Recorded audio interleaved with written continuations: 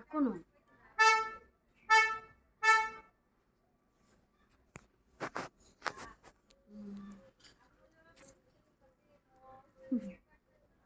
এখনো ইয়ে করতেছে।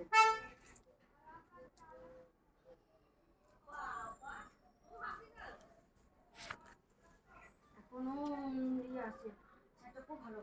বলছি না, আমি আমি বুঝতে পারছি যে স্যার বটে, কিন্তু স্যার যে আমাকে বুঝতে পারছে নাকি সেটা আমি আবার দেখলাম। আমার দু হাত যেমন নামালাম দিয়ে প্রণাম করলাম ভালো করে।